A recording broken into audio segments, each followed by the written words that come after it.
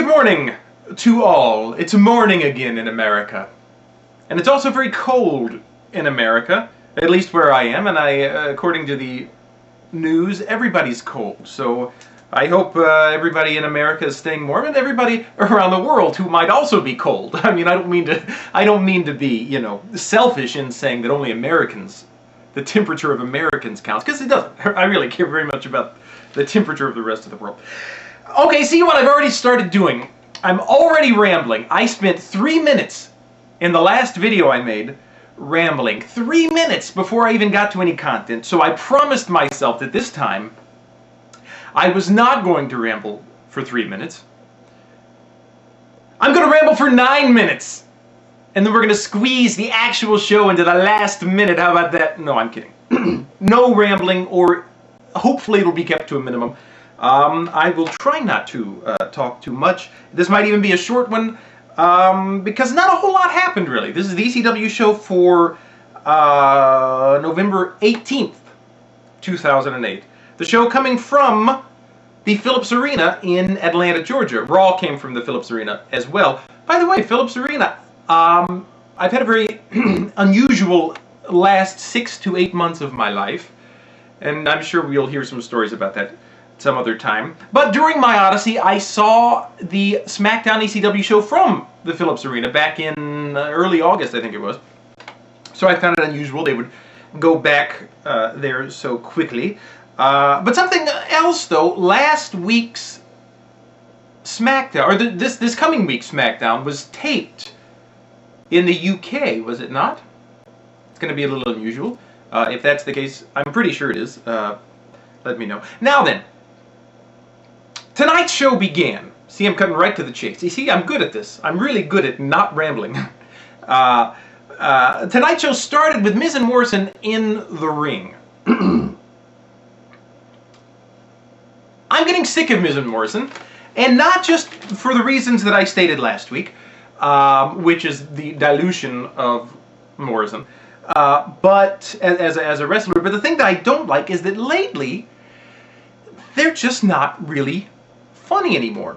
I used to enjoy the dirt sheets. Some of them I found, I would laugh out loud a time or two. And then when I would realize that I was, being observed watching the dirt sheet, I would stop because I'm too cool to watch that stuff. But anyway, I did enjoy some dirt sheets, but lately they've not been very good. And this promo was really not very good. The two personalities weren't gelling.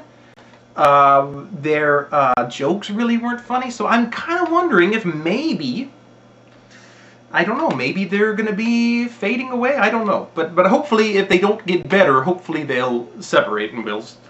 But anyway, so that was how that all began. The first match we saw, very confusing to me. It frightened and confused me, and maybe you were confused as well. They introduced a fellow by the name of DJ Gabriel.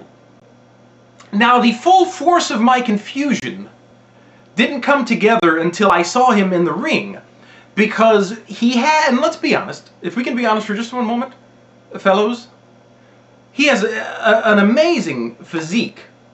And let's just admit that without feeling weird about it, okay? The guy is in great shape, which is what made it all the more confusing.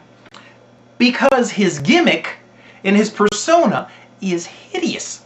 It's horrible. He came dancing down the ring and down the ramp, and then he danced in the ring. And the whole time I'm thinking, this is a joke, right?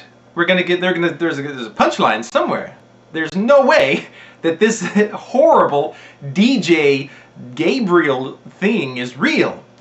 But then in the match, it seemed pretty legit. So who knows? He fought a poor fellow named Sal Renaro, who was not even introduced to us. So this is your moment, Sal. Right now, I'm introducing you to the world. Sorry, I thought he needed a moment because he was beaten by this horrible DJ Gabriel fellow. Okay, the next match we saw was Tommy Dreamer and Jack Swagger in an amateur wrestling challenge, which according to Matt Stryker, Tommy was schooled in amateur wrestling, but according to what we saw in the actual challenge, Tommy didn't really know what he was doing. Bless his heart. Now I do have to say though, it was a marked improvement in his appearance, seeing Jack Swagger wear the tooth guard and then the little ear things. I think it helps him. I think he needs to wear that all the time. If he could maybe just, if he could maybe just complete the ensemble with maybe a bag over his head, maybe that would be that's not nice. I shouldn't have said that. But anyway, so I kind of guessed what would happen. Tommy was dominated through most of it, and then lost his temper and kicked a poor Jack Swagger. Next week we'll see Tommy and Jack in an Extreme Rules match. I still love Tommy. I made that comment. He did kind of screw up this amateur wrestling challenge, so in terms of the story, Jack got the short end of the stick, so we're going to see how that plays out. We'll just have to see. And Ricky Ortiz made fun of Jack Swagger's lisp. I mean, seriously, you don't make fun of something, even if the person is a heel. See, this is the problem. Maybe I'm too nice. That might be the thing, but you don't make fun of somebody's lisp. He can't help it. Oh, wait a minute. We make fun of Cody Rhodes, don't we? I'm sorry. Forget what I said. Forget what I said. Make fun of lisps all you want. But speaking of Cody Rhodes, the son of the American Dream, we had a 6-man tag match. Mark Henry, William Regal, and who? Say it with me. Cody Rhodes versus Matt Hardy, Kofi, and Finlay. Now, we pick on Cody, and I am now picking on Cody, and I apologize, Mr. Rhodes. I'm real sorry. But honestly, I like Cody.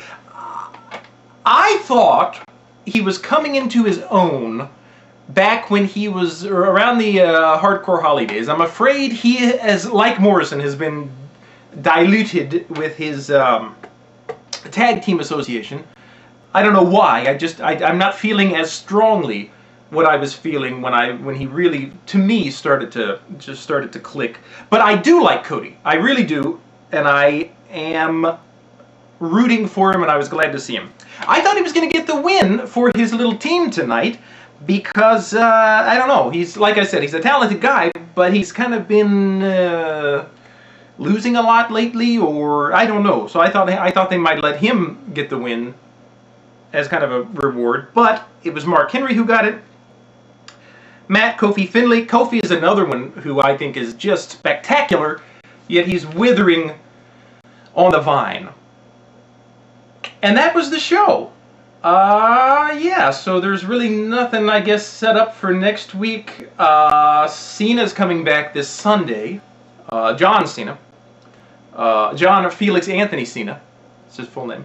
That'll be exciting for it. Boogeyman comes back next week. That's something else. Since I've got some time, and since I promise I'm not going to ramble, I'm just gonna ask a question. That's all. Boogeyman, where did he go? Was he injured? He was not on TV for a long time. You know, he came back, what, 2-3 weeks ago? He was on Raw, right? So where did he go? Because I thought he was, I thought he was on the road to release, but they were still coming out with Boogeyman merchandise, I noticed, during the time he was out. So where was the Boogeyman? Anyway, that's all. I guess I'll cut it short. And I appreciate your watching.